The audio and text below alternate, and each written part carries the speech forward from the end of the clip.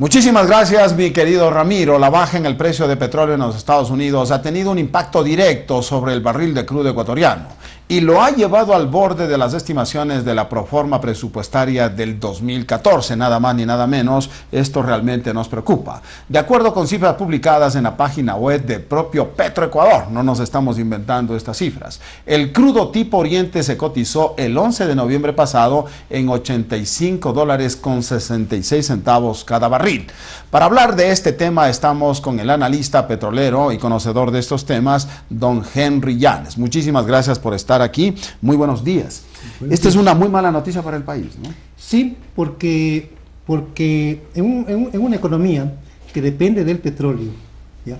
Y que el presidente de la República, siendo economista, y que el gobierno está integrado por una gran cantidad de economistas, estos señores no han podido desarrollar una economía alternativa aparte del petróleo. Entonces, eso es lo contradictorio, porque se entendía que con Correa en la presidencia de la República y con un grupo de economistas que dicen que tienen cuarto nivel, graduados en el imperio, en los dos imperios, tanto norteamericano como en el imperio europeo, para empezar. Ellos no han estudiado en Cuba y no se han graduado en Cuba. Y entonces sucede que ellos quedan muy mal parados en todos estos 7 años de gobierno, porque no han desarrollado la agricultura. Más invierte el presidente de la República en la sabatina, más invierte allí que en la agricultura. Es decir, y a propósito del precio del barril de petróleo, teníamos un ingreso por cada barril que llegó a tener incluso una cotización al mercado internacional de $150 cada barril de petróleo. En el año 2008 se cotizó en $147. Claro, casi llegamos, estamos raspando el 150, pero, ¿no? Pero volviendo a estos precios, solamente termino la idea anterior. No, claro, yo decía, los economistas no desarrollaron el ecoturismo, no desarrollaron el turismo, los economistas no desarrollaron la agricultura, no desarrollaron la nueva matriz productiva. La nueva matriz productiva. Con $1, por eso decía, de 147 y pico de... Con altísimos precios del barril de petróleo. ¿Por qué razón? ¿Qué habrá pasado? Porque los economistas fueron por la parte fácil.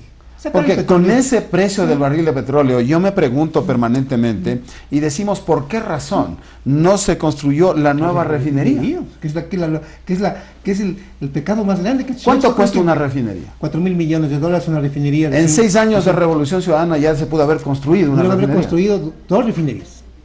¿Cómo es eso? Una cada 3 años. El gobierno, para comparar, en el gobierno militar del general Guillermo Rodríguez Lara, con un precio del barril del petróleo de $2.50. Ya. Llegó a 5, 6, 7 dólares. Con esos precios del barril del petróleo, y que no había Pisayambo, las empresas, o las represas hidroeléctricas, no había Goyán, no existía en ese entonces tampoco Paute, ¿ya?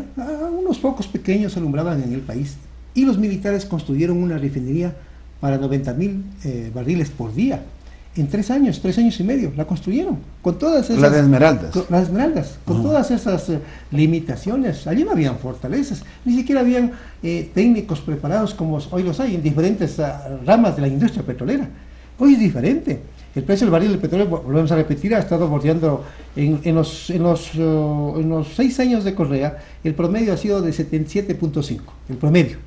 Pero en el año 2011, año 2012, el barril del petróleo se vendió en el primer año en $92 por barril, y en el segundo año $98 por cada barril. Es decir, bordeando ya los $100, ¿no? Y no la construyeron, eso es lo grave para el Ecuador. Y ahora... Es decir, hablando de matriz productiva, yo creo que un país tiene que despegar, por ejemplo, con una refinería, ¿no? Es una carga por de ejemplo, demagogia. con centrales hidroeléctricas, Claro, es ¿no? una carga de demagogia. Porque caso contrario, ahora, ¿qué va a pasar con la perspectiva que debemos tener los ecuatorianos respecto a la cotización del barril del petróleo? Puede seguir bajando, seguro. Porque unos dicen que va a subir, sí, otros que va a bajar. Exacto. ¿Qué va a pasar? Los que decimos que va a subir, es porque partimos de la tesis que la sociedad mundial se incrementa día a día y por lo tanto sus demandas es mayor. Claro. Otros dicen no. Por la crisis se consume menos. Por la crisis es menos. Y si se arreglan los conflictos en Medio Oriente, el precio va a bajar. Y si se arregla ¿Esta baja qué se debe exactamente? Yo creo que las negociaciones que están llevando a cabo Estados Unidos con Irán, me parece que eso, y la no intervención en Siria, me parece que son señales muy importantes que van a que van a influir en el precio del barril del petróleo. Además, hay otros elementos que podrían también influir. Se dice que en los Estados Unidos y Europa, los dos, sobre todo Estados Unidos, están yendo por dos caminos buscando alternativas. La una es fuentes sustitutivas del petróleo, ir a otras energías para ir dependiendo menos del petróleo.